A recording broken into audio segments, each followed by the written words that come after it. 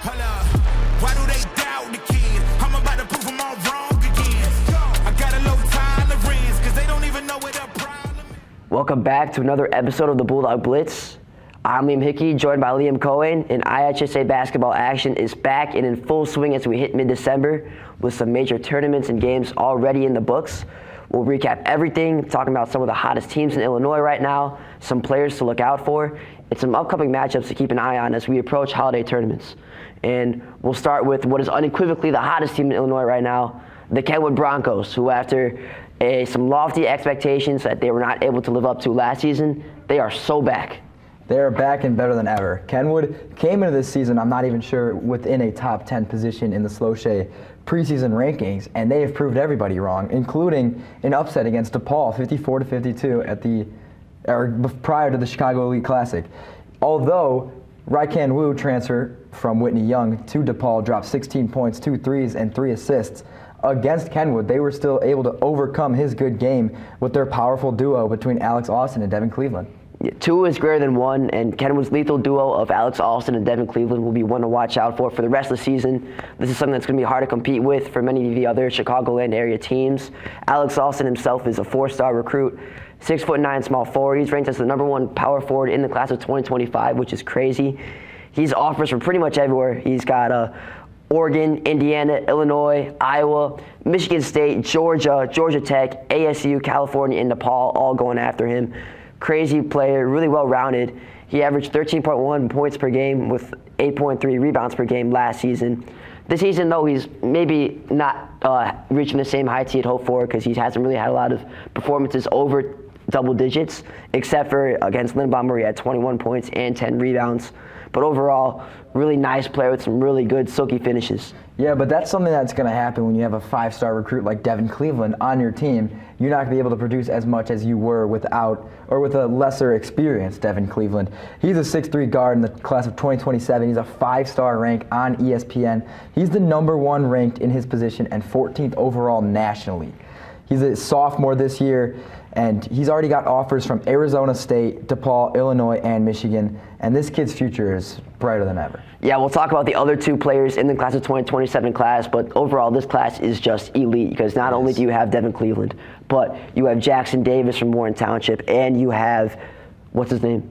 Davion Thompson yeah, from Bolingbrook, who is also ranked in the top 25 nationally. These 3 guys are insane, and while this class of 2025 class, maybe it's not as strong as last year's and definitely not as strong as 2027, it's still something that you got to watch out for in Alex Austin, for example. So, but yeah, what I really like about Devin Cleveland is that he has this selfless team-first attitude. Yeah. He was interviewed after one of their games, and he just says, I just want to get my team involved. I don't want everything with Kenwood to be about me. I want it to be a whole team theme going on. Just shows that this kid's got a heart of gold, and he can really carry his team a long way. Yeah, it's kind of like an Ashton Genty quote that we saw the Heisman weekend. Everyone's dressed up in their nice Nike Tech outfits, but Genty's the one guy who actually wore a Boise State fit. That's the kind of guy that Devin Cleveland is. He knows it's more than just about him. He can't do anything without his teammates. But let's move on to the next game with his teammates, and it was against Warren, the #1 team going into this season.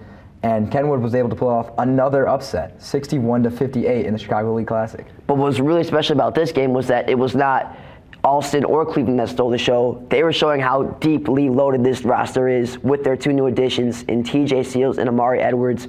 Boy, are these guys special, especially Amari Edwards, who won Sloche Player of the Week with this going off performance against Warren. He posted a crazy stat line, 20 points, 3 assists, just overall insane. Actually, I think he had more than that. No, he had 26 points and 6 for 6 from 3, which is absolutely insane. And then TJ Seals as well. He moved from Chicago to Minnesota sophomore year, played in the Noble Conference, just playing against empty field houses. And he also had 8 points and 18 rebounds in this game. Just 2 players that are massive. Yeah, I mean, these massive. These are 2 guys that obviously are big step-ups for Kenwood, and it shows it's going to go in the long run with these having depth on your team. Just like Devin Cleveland said, it's not just about him. It's not just about Alex Alston. When you have depth in your team, it'll go a long way, and this Kenwood team can be a team to look out for in the state championship this year. Yeah, they're already showing flashes of a team that could really be contending in those state finals with how loaded this team is from start to finish. It really separates them from some of the other teams, such as Warren, who were dealing with death problems in this game. They had star senior Javarion Banks out, which was a big loss, but they still had Jackson Davis, who went back and forth with Cleveland the whole game. They both had 17 points. He actually kind of went takeover mode, kind of like Cam Mercer against Fenton. Yeah. Had a 3-point play and a steal and a layup in back-to-back plays to put him up 58-56. Eventually, Kenwood was able to close it out after some free throws in the last 16 seconds. But overall, Jackson Davis, very good performance from him. Yeah, I mean, Jackson Davis obviously stepping up under the big lights at UIC, and especially without another star player in the game, he knew his job. But another thing about Kenwood's depth is being able to come back down 11 against a strong team like Warren, even though they're down their star player. It didn't matter. These guys came through, they pushed for a victory, and it's going to go in a long way. Now let's move on to the next game for Kenwood, where they played Simeon, and they beat them 58-55. Yeah, so going into this game, they already had 2 upsets against formerly ranked #1 teams, but to Kenwood, Simeon meant more than all of them. Because this was a heated rivalry game that is always blockbuster in the Chicago Public League every year. And it was unlikely hero TJ Seals that stepped up once again on a night where Amari Edwards and Devin Cleveland, their leading scorers so far this year, went completely cold. Yeah, I mean, TJ Seals stepped up big time. He dropped 24 points. He had 11 rebounds to go with that, while Edwards only had 12 points, and even more surprisingly is Devin Cleveland only had 9. And a quote from TJ Seals himself was, "I was getting frustrated because Devin Cleveland and Amari Edwards were cold, so he just took over." It's just completely scary how they can still find ways to win and find great performances from some of their other players when it's not their stars' nights. Death is what's separating them from Warren and Bolingbrook, who we'll get to later. Some of these top teams in the state, Kenwood is showing that they're probably above all of them right now. They're still undefeated on the season. They've had the hardest schedule by far. DePaul, Warren, and Simeon, who you cannot be messing with either. Yeah. It's just insane how they're being able to do this, and it's that, and it's also that Cleveland and Alston, while they did have overall lackluster performances on the night, they still came up clutch in the moments where they needed to, which is just showing how they have all the tools they need to make a deep playoff run, because Alston, who only had 6 points, 8 rebounds, had a clutch game-winning dunk, and Cleveland, he drained a 3-point to tie the game and ignite a 10-3 run. So just overall, these plays that they're able to make, even when it's not their night, just shows how this team, they're ready for it. Yeah, and less about this team and more about this game. This game had almost everything that you could think of. Modest Buzelis was there, Taylor Horton Tucker was there, Dalen Terry was there, and Antoine Walker. They all pulled up. They knew this was going to be the game of the night, and boy, it didn't disappoint. Not at all, and it ended off in kind of a crazy way, because you had Julian Doyle airballing a game-winning 3 potentially, and then after that, chaos ensued. Fans coming out to the court. Teams were getting chesty with each other. It was, I believe, it was a person named Andre on Simeon that kind of started it all. Rushed one of the Kenwood players and just started this whole fight. Yeah. Security, police got involved, and players actually had to go back to the locker rooms. And that's honestly kind of what you'd expect from a Chicago Public League rivalry game. Yeah, exactly. This has been a heated matchup for years to come. It's been going through the years. These games have always come down to the end, and as you can see now, obviously benches cleared, heated rivalry matchup, but it didn't disappoint. They have every reason to be heated after a big loss to their rival. Absolutely, and DePaul College Prep, switching gears now, has every reason to still believe they're still in it. Because although they did lose to Kenwood, they show that they're still legit with an out-of-state win against Mater Dei from California. Yeah, Mater Dei going into this game, I think everyone had them favored to win this. Mater Dei, they're a big-name team. They're a school that you know for their sports. They're good at football. They're good at basketball. And DePaul, they're known for being good at basketball, and they took over. Although they started the game down 25-18, they outscored the Monarchs 19-10 to make the game 37-37 at the end of the third. And then they went on to nail a couple of clutch threes and convert on almost all of their free throws to come back and to toss in a 57-50 win. And they did this without shooting guard A.J. Chambers, who was instrumental in their success last season. They were the 3A state champs last season, but it's because of Raikan Wu, transfer guard. This kid is going off in this game, and he's actually kind of developed a crazy social media following over the past years, especially as a freshman, because he was known as the masked hooper. he was one of the only people in 2022 still wearing a mask, and he was balling out at this freshman camp. And he kind of went crazy on social media, especially TikTok and Instagram. And when people were asking him, dude, why are you still wearing a mask? He said his mom makes him. Yeah. I mean, Raikkonen Wu, mask or no mask, he's still going to get the job done. He's dropped 14 points, had 3 assists, 3 rebounds, and 2 steals, and he actually holds a single offer from UC Davis, which is in California. But another guy that can't go unnoticed in this game was 6'6" power forward, or senior power forward, Jonas Johnson. He played a key role on defense, and he also dropped 15 points, leading the team in points. That's actually insane. I think, DePaul, you got to watch out for them. I know they got a good matchup coming up this weekend in the Team Rose Shootout Classic against Rich Township. Rich Township, a team that got off to a shaky start so far, but still came into the season high with the highest preseason ranking. So it'll be a matchup to watch out for sure. And now we'll talk about Homewood Flossmoor, who still is surprising everyone with their young squad, and they're still somehow unbeaten after a win against Whitney Young, 79-71. Yeah, I mean, that was a great game, and a great game to see for Homewood Flossmoor. Obviously, we had the pleasure to talk to head coach Jameer Dismukes prior to this season, and even he himself said, like, he's not sure how far this team can go, but, I mean, the sky's the limit with these youngsters. But let's talk about the older kid on this team, Jaden Tyler, senior. He's a captain and Wofford commit. He led the way in this game with 27 points, and he also gave 4 assists out to his teammates. Yeah, and these are just some highlights we're showing of his performance in the state final last year, where he was showing that he could be a big part of this team once these main guys such as Johnny Cobb and Bryce Hurd graduate, going off here in his limited capacity. But he stepped into a much bigger role this season as a captain. He's leading the way with 27 points, and he's also helping Darius Hawkins, this upcoming freshman, to grow, which is a commonality we're seeing between Kenwood, Bolingbrook, and Homewood Flossmoor, is that they got this lethal duo in a young talent and an older guy, more veteran experience that's helping them grow and lead the way. You got JT Pettigrew and Davion Thompson on Bolingbrook, Jaden Tyler, Darius Hawkins on Homewood Flossmoor, and then, of course, Alston and Devin Cleveland on Kenwood. So just overall, that's kind of the disparity and the difference between some of these top teams in the state and maybe some of the ones that are lower down. Yeah, for sure. And one other guy we got to talk about in this game is senior transfer from Lincoln Way East, Brent Taylor. He came into this game obviously new to the squad, but he is not new to the court. He dropped 19 points. Their seniors stepped up, and in our interview with Coach JD, he actually told us this. He said if they want to have success this season, they're going to need stuff from their older guys. They're more experienced players. They're veterans of the court, and they've taken over. Another guy is Arden Eves, who's a transfer from Thornwood. They're really getting a lot of stuff out of these transfer players so far this season, which is great to see. Coach JD's big thing is brotherhood and camaraderie between his squad, and that's what he's getting from some of these guys that are coming from different schools. They're having no problem adjusting to the regime that he's building at Homewood Flossmoor, which is great to see, and is showing why they're having so much success. Yeah, I mean, let's talk about another team that having so much success. It's Bolingbrook. They're solidifying themselves as a top contender in the state this year with Davion Thompson. Obviously, he's going to keep growing over these next years as he's a sophomore this season, as you can see couple of clips here. But Davion Thompson, something that separates him from the rest of the guys we see in the state is his clutch gene. He can take over any game he needs to. They trailed Kankakee at 2 points at the start of the fourth quarter, and Thompson hit a three-pointer right away. It's a different mentality that Davion Thompson has.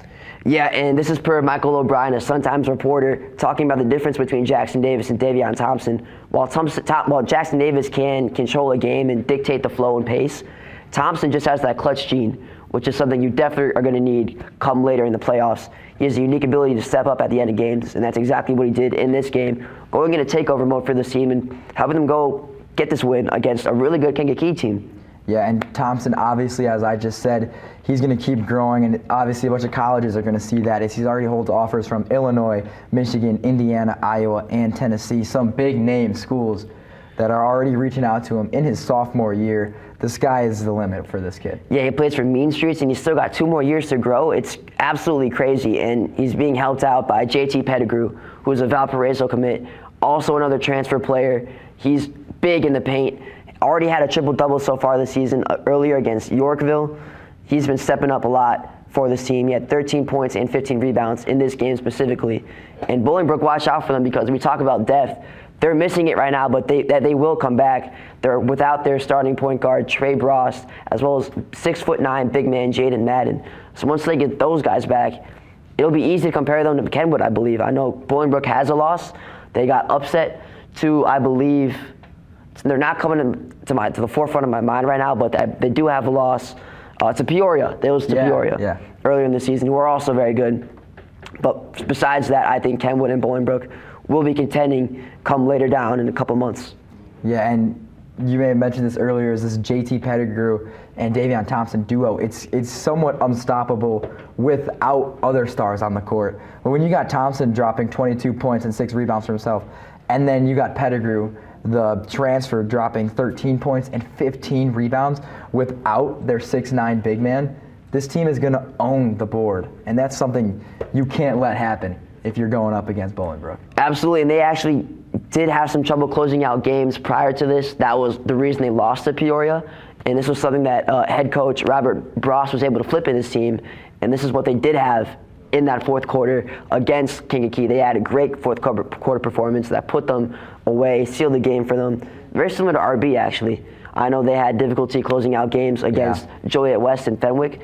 They flipped that, fixed it against Fenton, where they just went off in the final second half, and they cruised to a win. So that's something that we see between Bolingbrook and Riverside Brookfield. Yeah, a lot of similarities, but obviously to an extent. The last thing we'll talk about is that All-Stater Lincoln Williams. Him and Davion Thompson were actually going back and forth the entire game, dropping 19 points for each of them.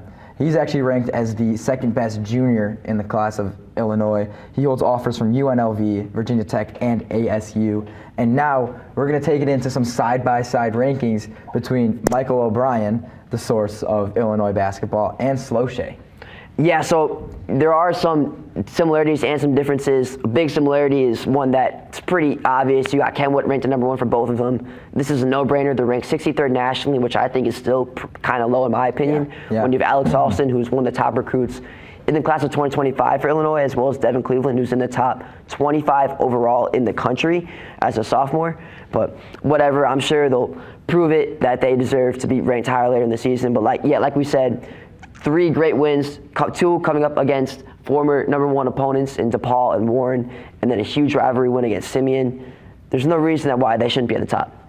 Yeah, I couldn't agree more. And something that you might see as we go on with these rankings is the question of depth between Michael O'Brien and Slochay. As we head into the number 2 spot, it's Bolingbrook, who is 5-1, obviously down a couple of their big players on their team, but they're still 5-1 on the year. They're still getting the job done. Obviously, they had that 58-56 loss to Peoria that we just touched on. But then you had the other side. We got Homewood Flossmoor for Slochay, which I think they fit very nicely into the 2 slot. They've upset everyone. They've changed everyone's minds. I mean, they lost most of their team heading into this season, and they flipped the script.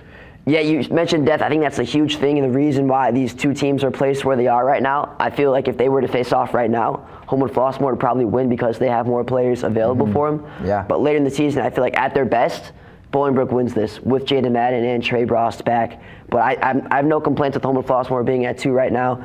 They also slaughtered other competition so far, such as conference opponent Bradley Bourbonnais. They won 72-38 after getting upset last season to them, so you could see they took it personally. Yeah. Also because Bradley Bourbonnais had a somewhat offensive Barstool post on their Instagram using Juice WRLD as one of their memes after beating them, saying, "I didn't die for this." So very offensive for Vikings fans, and they show no mercy.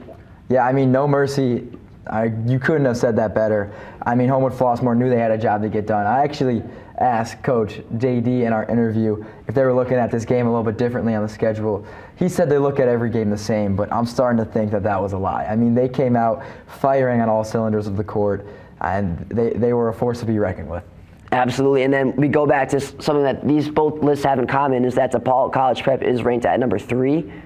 This is somewhat deserving, I feel like. They beat Mater Dei 57-50. They did lose to Kenwood, which was only by 2.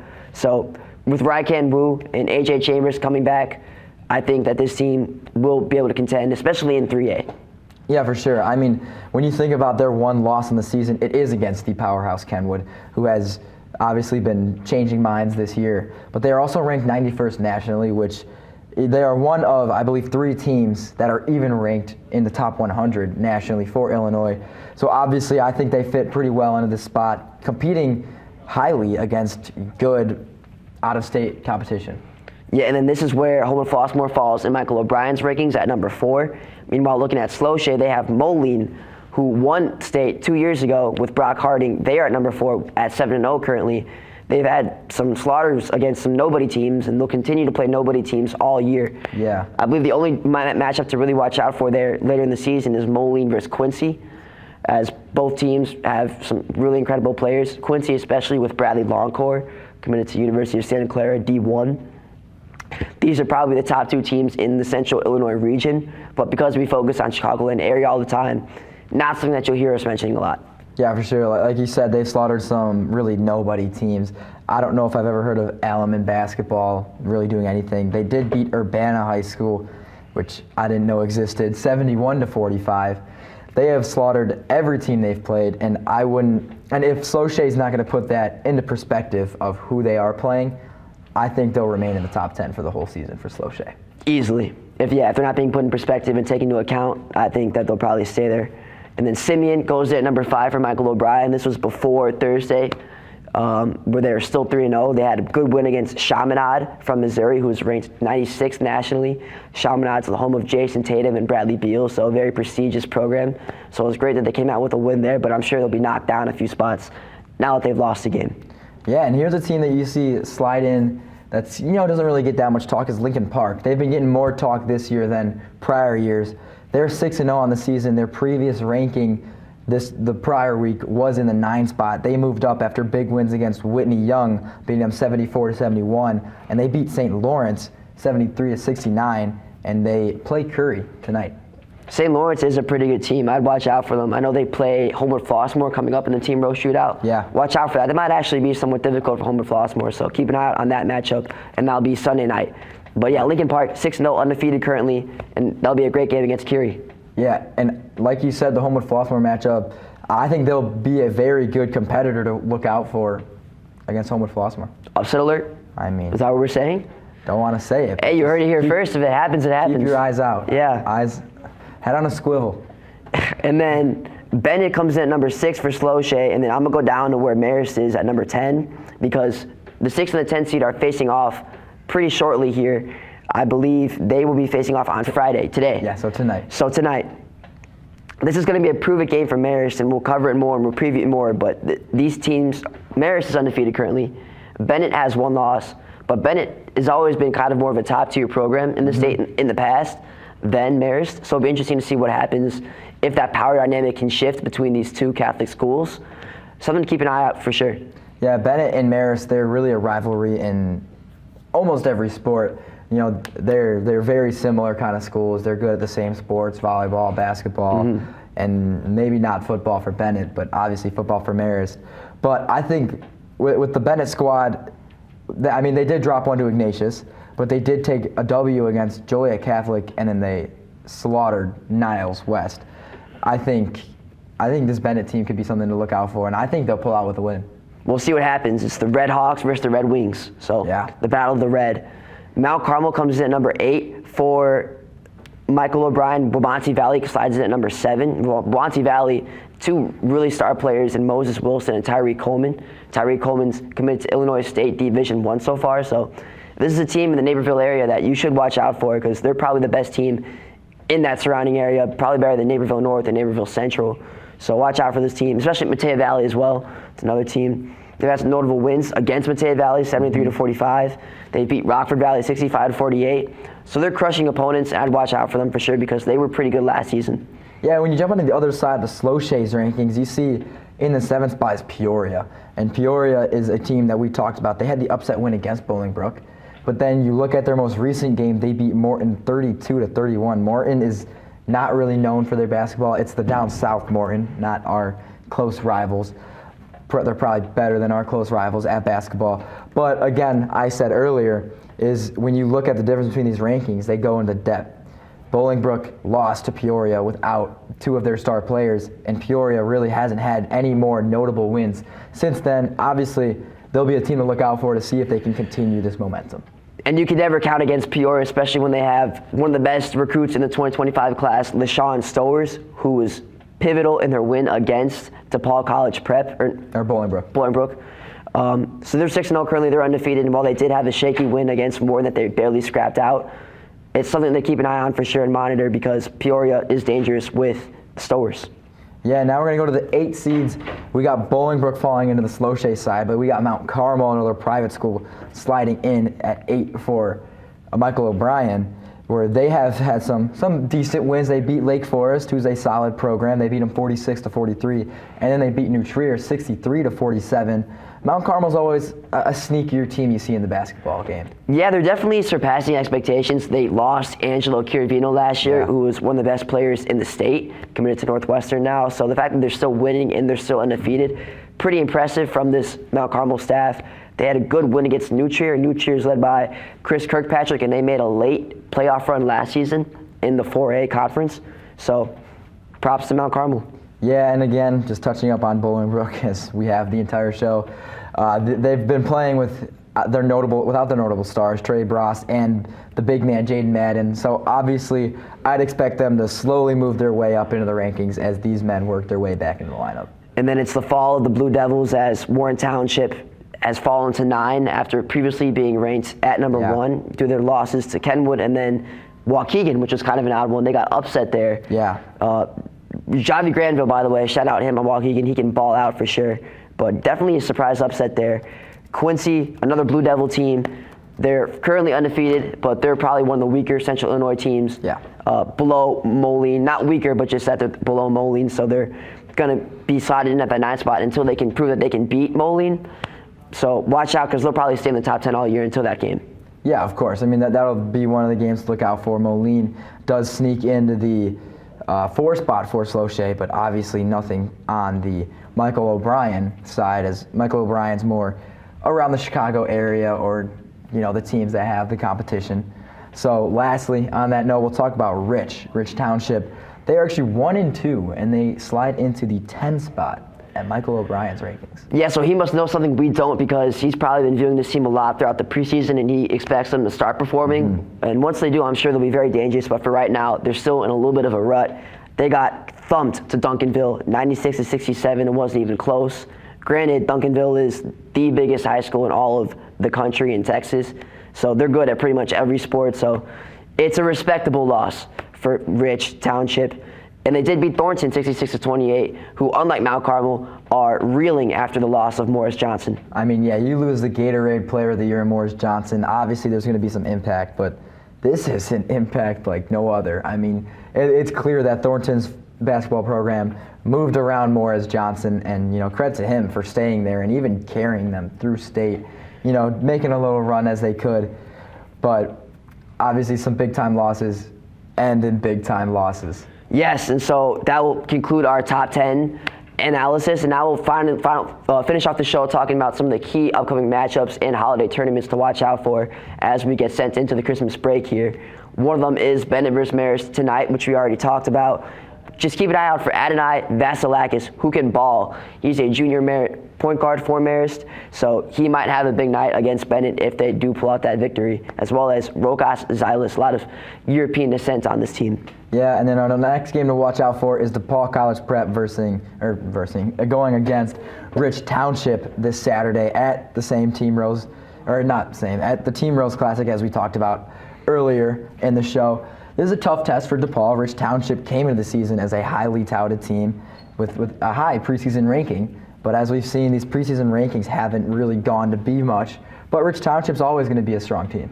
Yes, and then they actually will show how lethal they can be in the Rich Township Big Tibbert Holiday Tournament, which is the tournament they will host this holiday season going forward. This tournament will be pretty huge as it will include Kenwood themselves and Homer Flossmoor, which could provide for possibly the juiciest matchup out of all these holiday tournaments, with a possible predicted final of Kenwood versus Homer Flossmoor, which would be box office considering that's the current 1 and 3 seed in the state. Yeah, that might be a game that I need to get myself out to if that comes down to that. But our last tournament we'll talk about before the end of the show is the 50th annual Jack Tosh tournament, always one of the biggest tournaments in the state. They're hosting teams like Bolingbrook, Metamora, Rolling Meadows, St. Ignatius, and St. Lawrence. St. Ignatius has been one of the sneakier teams this year. They've pulled off a couple of big wins, and obviously there's Bolingbrook and Metamora, the teams that are always good. Speaking about St. Ignatius, they play Loyola Academy in a big rivalry matchup coming up this weekend. Watch out for that. I hear that there could be some rumblings of a potential upset there as well, so we'll find out. RB plays Crash the King, like you mentioned, in their opener in the Jack Tosh tournament. Crash the King is a sneaky team. They actually upset Waukegan, who upset DePaul College Prep?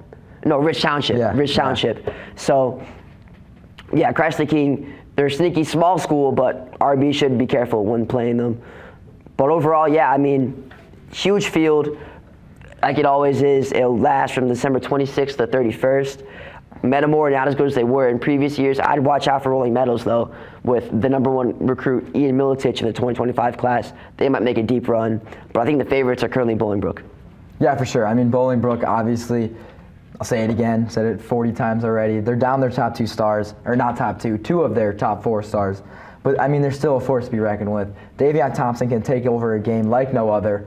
I'd expect a big weekend from him when he hits the Jack Tosh floor.